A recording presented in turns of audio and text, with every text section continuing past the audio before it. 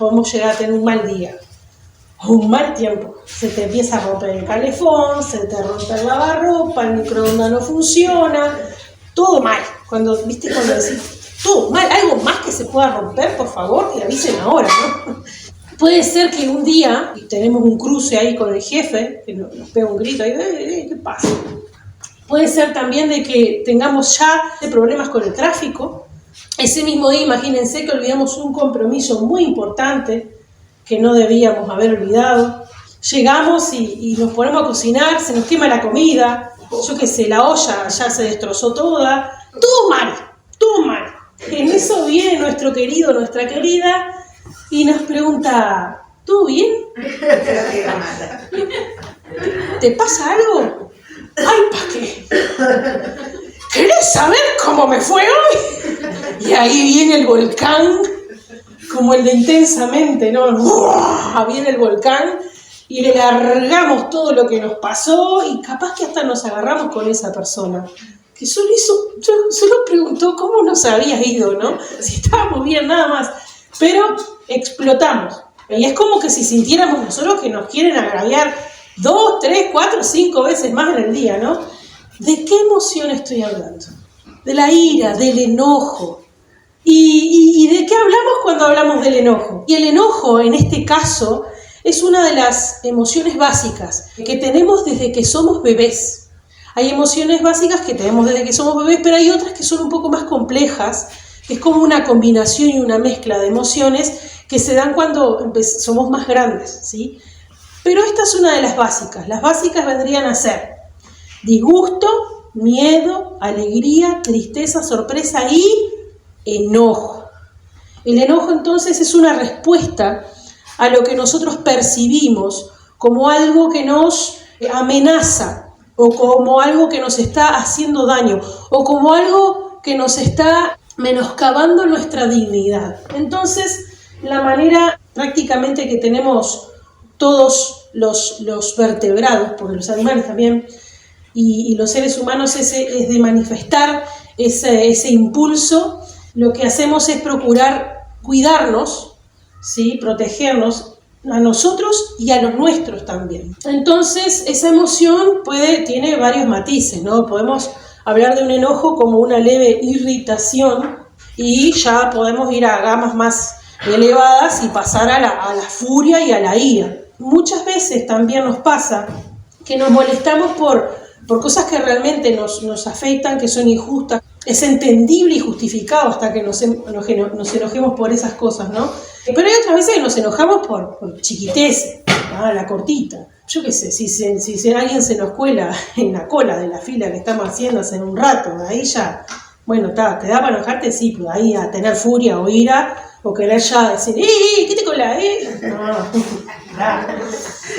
Puede ser que los niños que después de una larga jornada de trabajo vengan y se manden de las suyas y estamos cansados y ya venimos con un día medio ajetreado. A veces nos agarramos con ellos cuando no tienen la culpa de nada. Los que estamos mal somos nosotros. La realidad es que cuando nos enojamos por cosas irrelevantes, generalmente nos hacemos daño a nosotros mismos, les hacemos daño a los demás que están a nuestro alrededor, nuestra salud se ve afectada.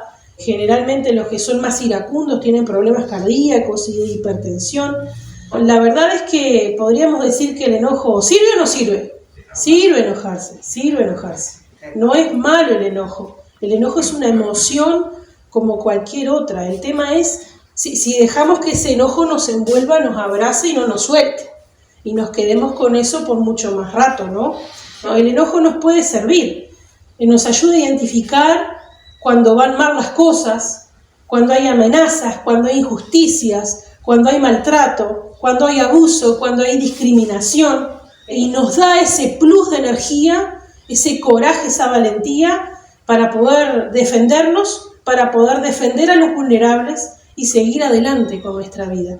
Hay un psicólogo que se llama Ryan Martin que dice: no apagues tu enojo, canaliza tu furia para actuar ante la injusticia. Úsala de manera inteligente para defenderte a ti y a los tuyos, para protestar, expresarte y perseguir metas importantes.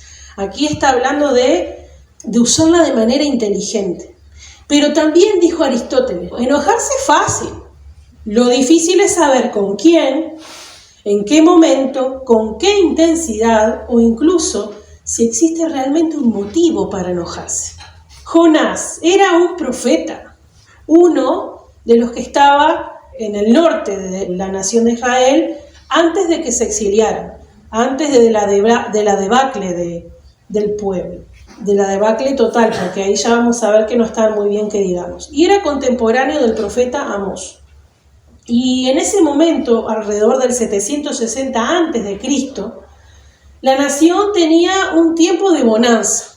Vamos a decir de que andaban bien, tenían paz con las naciones vecinas, había prosperidad, pero todo esto era muy relativo, porque lo que sí había era una debacle moral, era una debacle espiritual y que hacía rato que se venía gestando. Tanto Siria como Asiria, que eran pueblos y potencias vecinas, no estaban en todo su esplendor, así que el rey de turno, Jeroboam II, que no era calificado como uno de los mejores reyes que tuvo Israel, fue extendiendo sus tierras. Pero insisto, la pobreza que allí tenían, tanta riqueza tenían en lo material, pero tanta igual como pobreza espiritual. La religión era muy ritualista, ya eran idólatras también, eran totalmente injustos con los de su mismo pueblo, eran injustos entre ellos. Se había pervertido y corrompido lo que eran los designios de Dios para este pueblo, en la ética, en lo moral. Entonces, como resultado, ellos mismos estaban cavando su propia fosa que los iba a llevar directamente al exilio. ¿Quiénes eran los que iba Dios a utilizar para eso? A los asirios, justamente. Jonás es el único libro profético que no se centra directamente en la profecía que mandó este profeta, que Dios mandó a este profeta a dar. Se basa básicamente en el personaje mismo, en Jonás. Jonás mismo es la profecía. Más allá de lo que diga, de lo que pronunció, pero es él mismo, su vida, su historia, lo que pasó en ese tiempo, lo que habla. Dios habla a través de él. En el capítulo 4 vamos a ver de que comienza hablando justamente del disgusto y del enojo que tenía este profeta. Voy a leerlo en versión NBI. Pero esto disgustó mucho a Jonás y lo hizo enfurecer. Así que oró al Señor de esta manera: «Oh Señor, ¿no era esto lo que yo decía cuando todavía estaba en mi tierra? Por eso me anticipé a huir a Tarsis. Pues bien sabía que tú eres un Dios misericordioso y compasivo, lento para la ira y lleno de amor, que cambias de parecer y no destruyes. Así que ahora, Señor, te suplico que me quites la vida. Prefiero morir que seguir viviendo». El propio enojo tenía Jonás. ¿Pero qué fue entonces lo que le enojó a Jonás? Porque si leo lo que leo, fue que Dios fuera realmente misericordioso y compasivo lo que le enojó a Jonás, que sea lento para la ira y lleno de amor y de misericordia. ¿De verdad eso le enojó a Jonás? Para entender entonces este enojo de Jonás, tenemos que ir a hacer un breve resumen de lo que es el libro de Jonás. Por esto disgustó mucho a Jonás y lo hizo enfurecer. ¿Qué es esto que lo enojó? El libro comienza con Dios diciéndole a Jonás que vaya a Nínive y anuncie la destrucción contra esta nación si no cambiaban.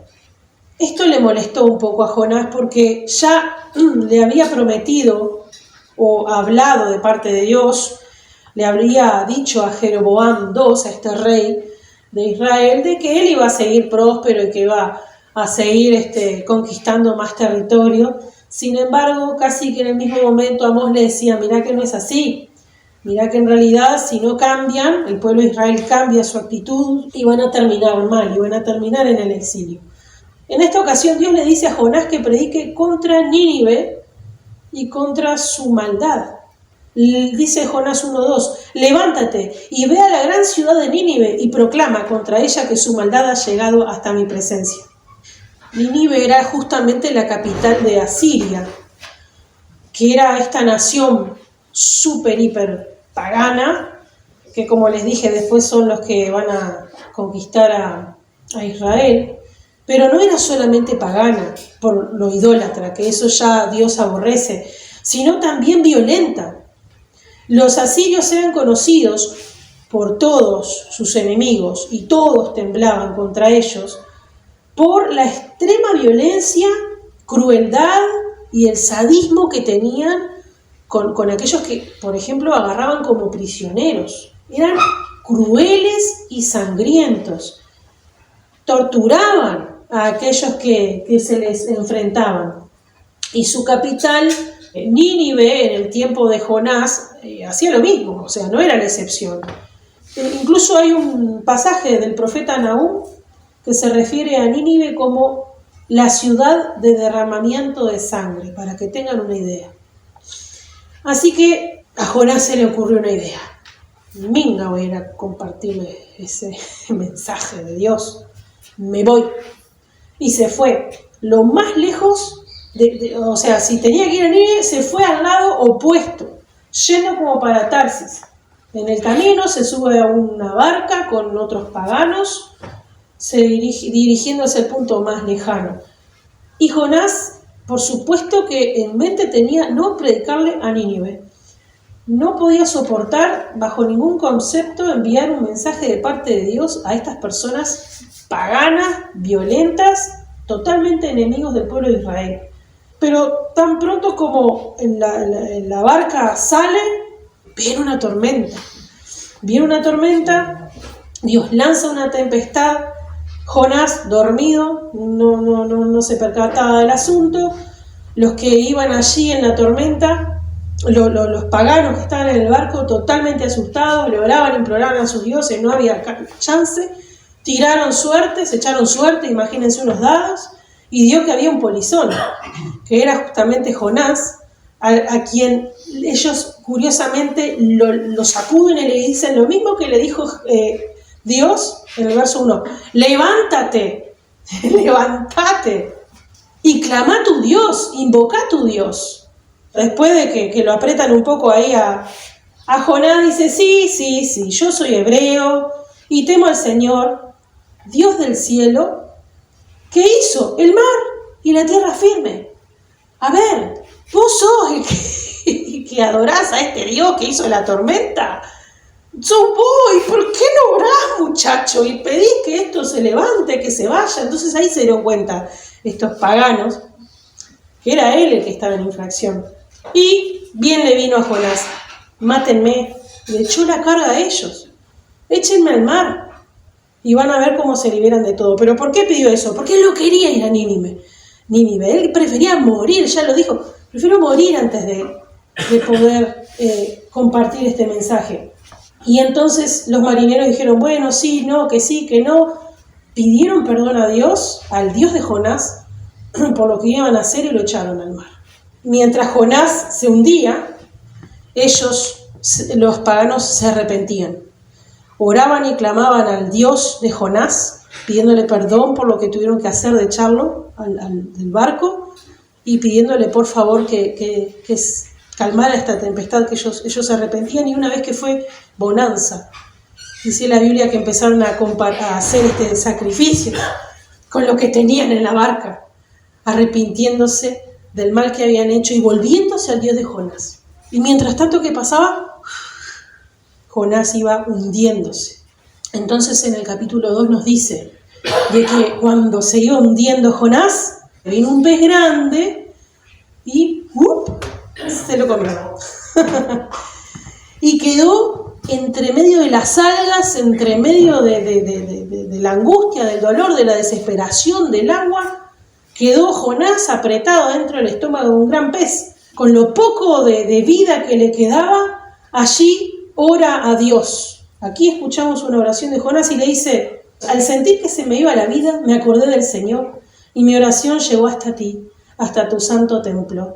Los que siguen a ídolos vanos abandonan el amor de Dios. Yo, en cambio, te ofreceré sacrificios y cánticos de gratitud. Cumpliré las promesas que te hice. La salvación viene del Señor.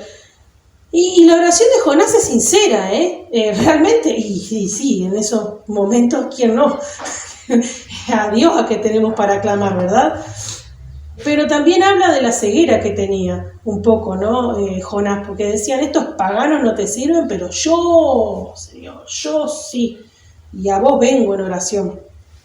Nunca supo, después sí seguramente, pero en ese momento no sabía que los marineros ya estaban en la playita ahí tomando sol, porque el Señor hizo todo bonanza, esa tempestad, ya se habían arrepentido también, pero Jonás seguía hundido, Jonás seguía hundido. Luego, este gran pez que hace, lo vomita. Y bueno, acá dijo Jonás que iba a hacer lo que Dios le había pedido, ¿no? Bueno, él cumple su parte. Jonás, en el capítulo 3, es vomitado por este gran pez en la playa y Dios lo llama una vez más para que proclame su mensaje en la gran ciudad de Nínive. Nínive es una antigua ciudad enemiga de Israel que estaba deseosa de tragarse a Israel como el gran pez. Quería devorar por completo al pueblo de Dios. Y para cruzar Nínive eran como 3 días de caminata que tenía que hacer Jonás. Eran los 3 días que había estado en la panza de aquel pez. Pero este pez era mucho más peligroso, era peor, era violento, era sanguinario. Y como nota divertida, les cuento que el dios al que adoraban, uno de los dioses a los que adoraba Nínive, se llamaba Dagón. ¿Y saben qué forma tenía? La mitad era un pez. La mitad era un pez. Y una vez allí, Jonás entrega el mensaje. Y ustedes dirán, ¿cómo, no? ¿Y qué mensaje? Un mensaje a medias, Porque les diré que en hebreo expresó 5 palabras. Acá en nuestro español uruguayo son más. ¿Cuántas son? 1, 2, 3, 4, 5, 6, 7. Y les dijo, 40 días más y Nínive será derrocada. 40 días más y Nínive será derrocada. Es un discurso, una proclamación de parte de Dios muy sin gracia, muy sin nada. Porque, a ver, yo ninivita, escucho esto, ¿no? ¿Y qué me estás hablando? ¿Derrocada por quién? ¿Cuándo? ¿Cómo? No menciona nada. Simplemente que en 40 días más Nínive iba a ser derrocada. La palabra derrocada, cuando la utiliza aquí, habla también, es como muy ambigua, ¿no? Porque en el hebreo puede significar destruida, como también transformada. Y lo que pasa es, Nínive no es derrocada de la forma que Jonás quería. Nínive fue transformada completamente desde su interior. Nínive cree en Dios y se arrepiente.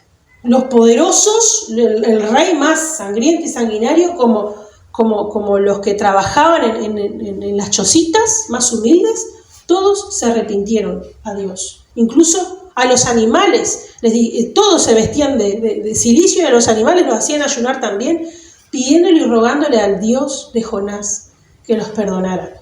Muchos cuentan de que Dios preparó este caminito, no solo Jonás por un lado, pero con ellos, que anteriormente hubo como 2 plagas sobre Nínive, un eclipse solar, y haciendo la combinación con las ideas y creencias que ellos tenían, ya cuando vino Jonás, probablemente estas hayan sido cosas que propulsó el hecho de que creyeran en el mensaje de Jonás. Dios tenía todo orquestado, pero Jonás tenía que ir. Enojado o como sea, tenía que ir a proclamarle el mensaje de Dios.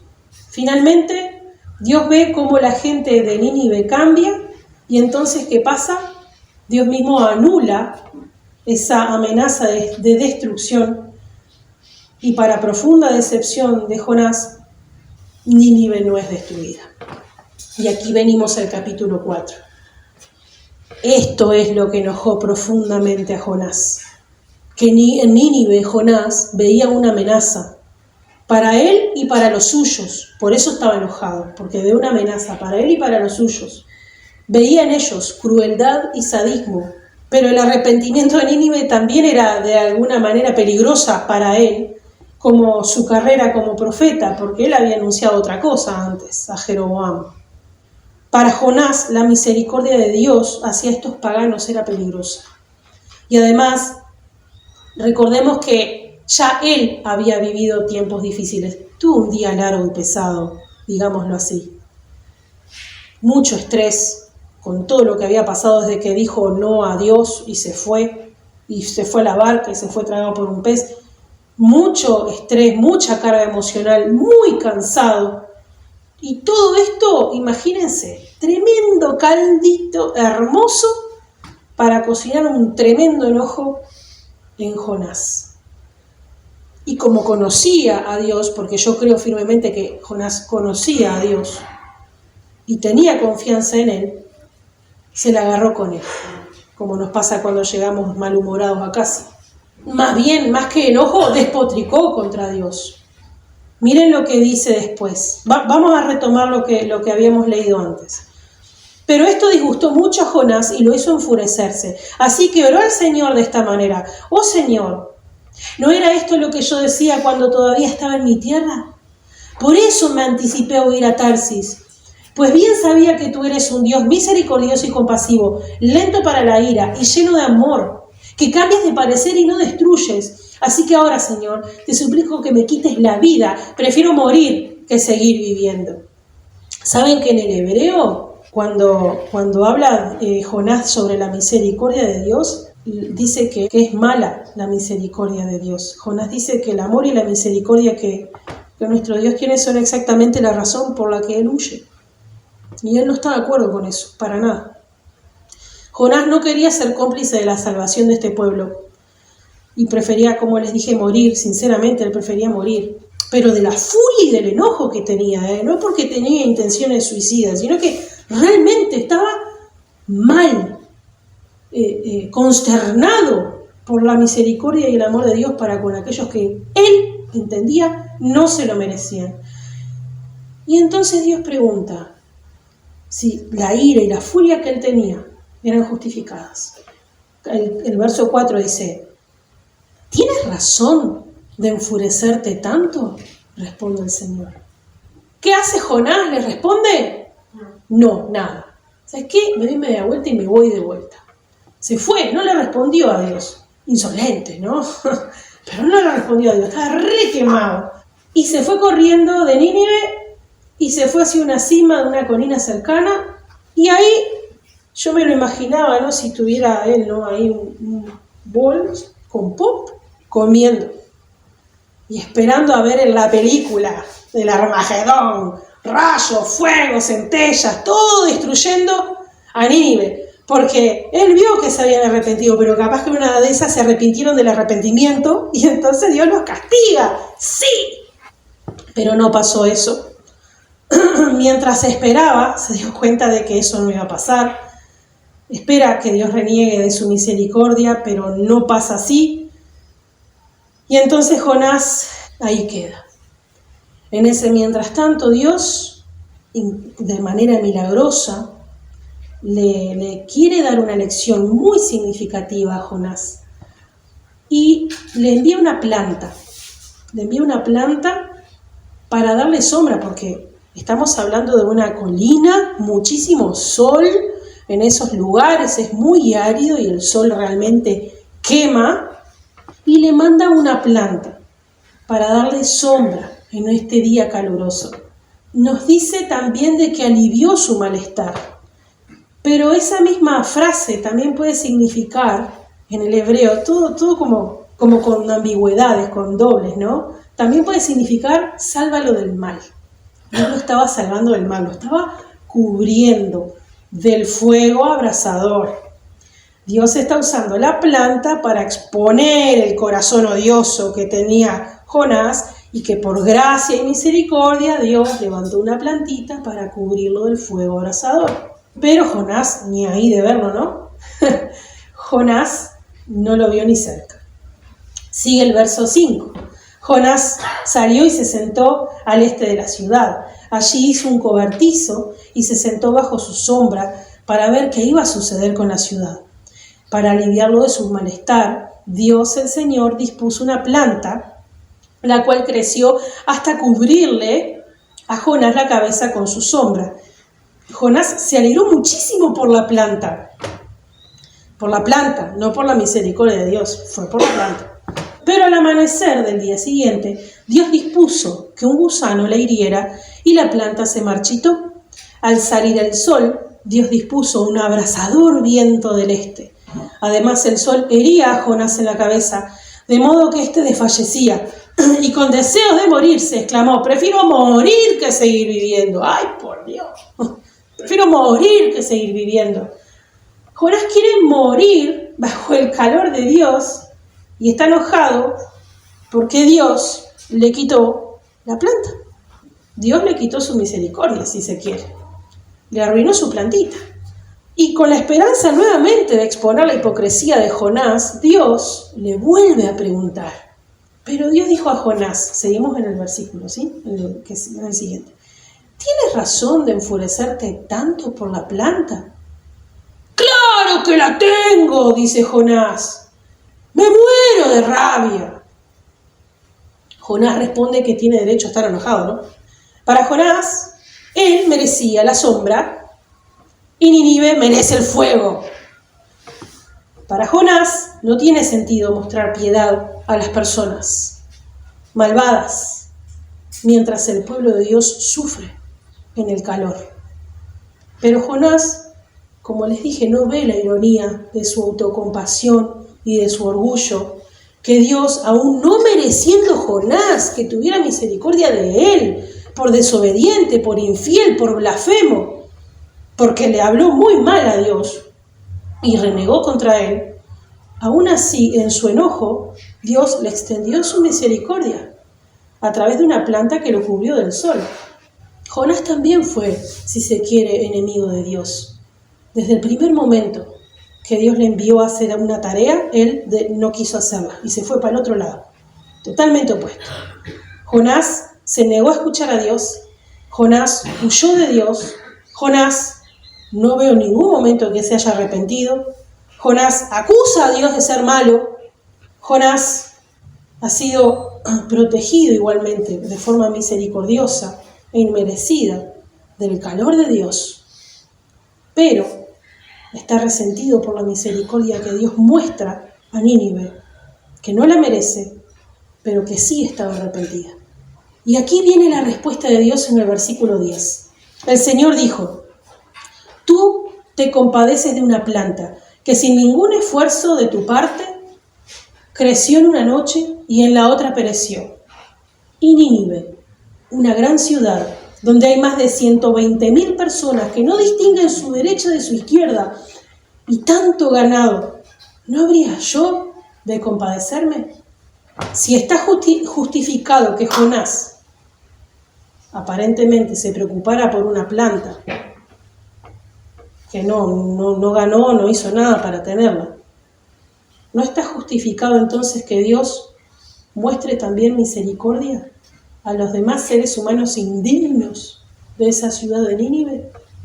Porque también estos 120.000, cuando hablan que no distinguen de la derecha ni de la izquierda, pueden ser de que no tienen discernimiento moral, ¿sí? Que no pueden distinguir lo bueno de lo malo, pero también hay otros comentaristas que hacen referencia, que está hablando de niños.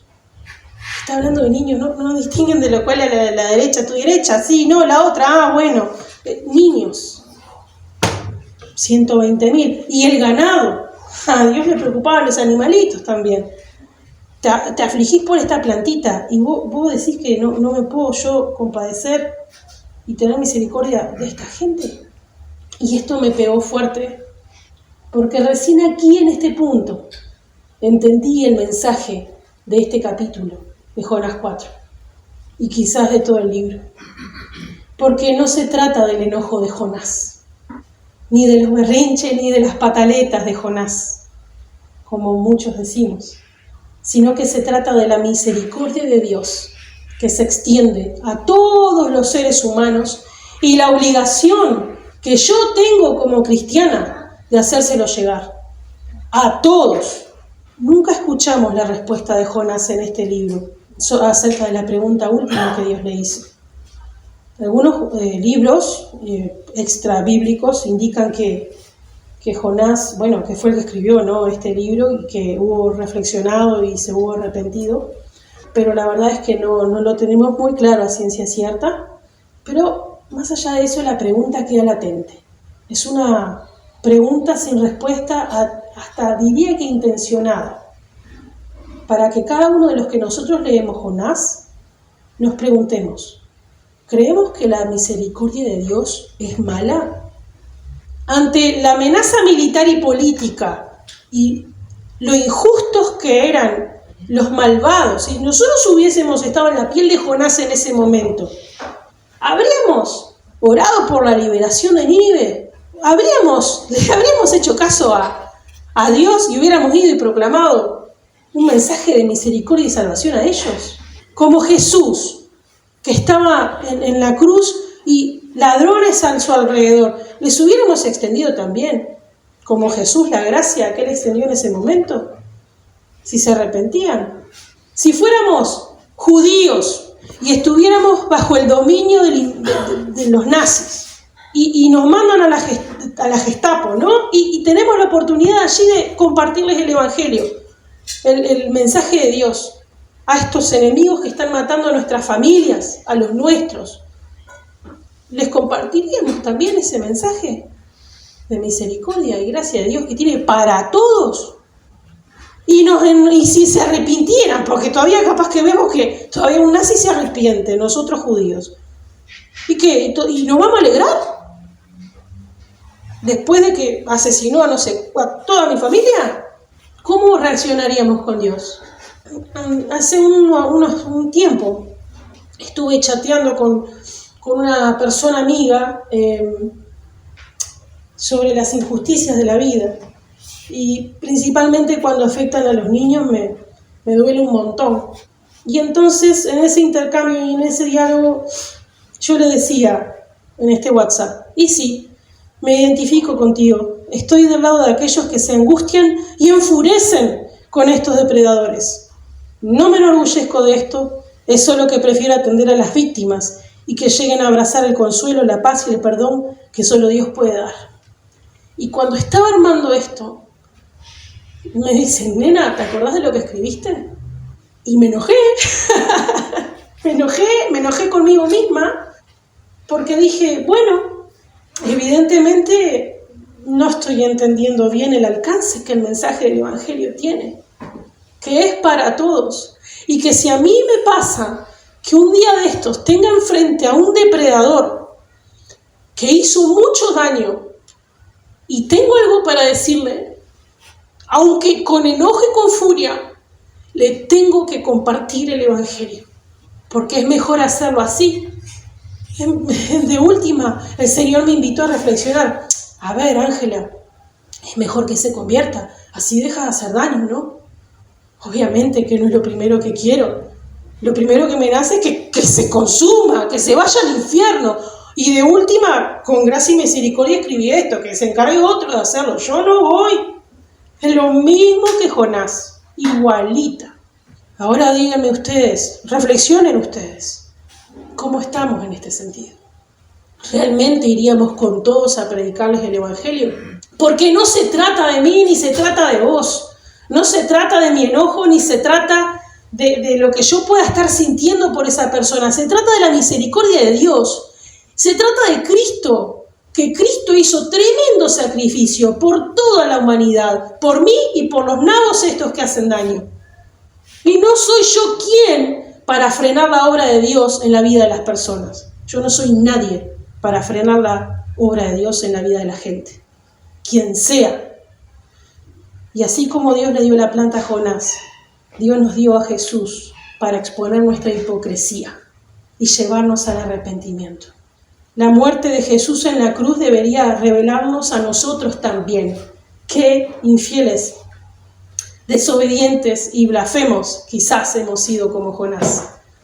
Hemos sido enemigos de Dios desde el principio, desde los primeros tiempos de nuestra vida. También nos negamos a escuchar a Dios. Hemos huido de Dios. Hemos acusado muchas veces a Dios de hacer lo malo. ¿Por qué tenés misericordia, Dios? Somos duros para arrepentirnos. Y al igual que Jonás, exigimos misericordia de Dios para nosotros. Somos iglesia, Señor, pensando que la merecemos, pero a la vez resentimos la misericordia de Dios para los demás, hacia nuestros enemigos. Pero la buena noticia es que Jesús murió no solo por los que nos creemos merecedores de la gracia de Él, sino por todos los pecadores, por todos, por nuestros enemigos también. Y gracias a la muerte de Jesús y llegado a sus pies, nos cubre, más que una planta que después se marchita, nos cubre de la ira abrasadora de Dios. Porque Dios es amoroso, pero es un Dios justo también. Nuestra ira nunca se justifica. Nunca justifica en relación a la misericordia de Dios y cómo Él perdona aún a aquellos que entendemos no son merecedores. Entonces, para aquellos que, como Jonás, nos decimos del pueblo de Dios, hay varios pasajes en la Biblia que se nos ordena orar por nuestros enemigos. Y Jesús va más allá, nos pide incluso amarlos. Hay un pasaje en Mateo, en el Sermón del Monte, en Mateo 5, 43, 45, que Jesús dijo: oíste que fue dicho, amarás a tu prójimo y aborrecerás a tu enemigo. Pero yo les digo, amen a vuestros enemigos, bendecid a los que les maldicen, haced el bien a los que les aborrecen, y oren para que por aquellos que los ultrajan y los persiguen, para que sean hijos de nuestro Padre que está en los cielos. Es evidente que Jesús es impresionante, pero si nos decimos cristianos, no es tomar lo que me conviene o la mitad que me sirve, es todo, Y es también esto. Si estoy enojada frente a la situación que es inevitable y tengo a una persona así adelante, lo mejor que puedo hacer o el amor que puedo expresar en ese momento es compartir el Evangelio. Por un lado, si mi enojo, por supuesto, no estoy hablando de que el enojo no sea justificado, pero es cómo lo canalizamos. Como me remito a lo que decía este psicólogo, no apagues tu enojo, canaliza tu furia para actuar ante la injusticia. Úsala de manera inteligente para defenderte a ti y a los tuyos, para protestar, expresarte y perseguir metas importantes. Pero aún más, dice Jesús, compartirles del Evangelio. Es ese Evangelio el que cambia y transforma las vidas. Aún con enojo, aún con furia, aún refunfuñando, pero dáselos, dales el mensaje. Están necesitando escuchar para dejar de hacer lo que están haciendo. Dios no nos pide amarlos en ese momento, nos pide compartir la gracia que es para todos. ¿Y cuál es esta gracia? ¿Cómo es que yo podría entonces compartir este mensaje? En otro tiempo, también nosotros éramos necios y desobedientes. Estábamos descarriados y éramos esclavos de todo género de pasiones y placeres. Vivíamos en la malicia y en la envidia. Éramos detestables y nos odiábamos unos a otros, pero cuando se manifestaron la bondad y el amor de Dios, nuestro Salvador, Él nos salvó, no por nuestras propias obras de justicia, sino por su misericordia. Nos salvó mediante el lavamiento de la regeneración y de la renovación por el Espíritu Santo, que Él derramó sobre nosotros abundantemente, por medio de Jesucristo, nuestro Salvador. Así lo hizo, para que, justificados por su gracia, llegáramos a ser herederos que abrigan la esperanza de recibir la vida eterna. Si hay quienes están en esta desesperanza y en esta ceguera espiritual, tenemos el deber como cristianos de transmitir este mensaje. Al igual que en Nínive, podemos dejar que en el corazón de aquellas personas ninivitas también puedan abrigar la misericordia de Dios, que lleva al arrepentimiento, a dejar de hacer lo que hacen y también a ser salvos. Cristo es para todos. Nosotros no somos quienes para retener esta gracia y misericordia inmerecida que una vez tuvimos para con otros, aunque creamos que no son merecedores de esta misericordia y de esta gracia. Que la justicia divina la dejemos justamente en Dios. Él sabrá quiénes van a estar con Él en su presencia y quiénes no. Pero nuestra tarea es a todos hacerles llegar este mensaje. que una vez estuvimos lejos, pero que Dios nos cubrió, nos arrepentimos y nos llevó a una vida diferente. Esto es gracia y misericordia. Esto es lo que Dios tiene preparado para todos. Y es nuestra tarea, como creyentes, como iglesia, compartirlo. Señor, te doy gracias por esta mañana, por este texto bíblico, Jonás 4, que nos llevó a hacer un resumen casi que de todo el libro, y que en lo personal me he dado cuenta, Señor, que no es solo Jonás el gruñón, el enojón, el quejoso, el que conocemos quizás así más fácilmente. La cosa venía por otro lado. El asunto era más profundo, mucho más que a este océano al que vos lo llevaste, Jonás. Se trataba de tu perdón para todas las personas, y se trataba de tu misericordia, y se trataba de que si nos decimos creyentes, si nos sabemos ahora hijos tuyos, entonces la idea era que vos nos dijeras que este mensaje tiene que ser transmitido a toda criatura, a todas las personas, nos gusten o no nos gusten, estemos enojados con ellos o no. No estamos hablando de justificar las acciones malvadas de otros, sino simplemente de entender de que no se trata de mí, sino que se trata de Cristo y de la obra redentora que Él hizo por todos. No somos quienes para truncar este regalo inmerecido que un día tuvimos y que otros también lo pueden tener. Así que ayúdanos, Señor, a que si estamos enojados con la injusticia, con lo inmoral, con lo improductivo de este mundo, Señor, ayúdanos a canalizar nuestro enojo, a poder hacer protestas convenientes, a usarlo inteligentemente, esta energía que nos da, pero entendamos de que el cambio transformador, que para que podamos realmente derrocar a esta actividad malvada, la forma de derrocarlo es transformando los corazones de aquellos que están endurecidos. Pero eso te toca a ti, Señor, obrar en el corazón de cada uno de ellos, y nos toca a nosotros dar este mensaje de salvación. Ayúdanos, Señor, ayúdanos a compartir diligentemente este mensaje. En el nombre de Jesús.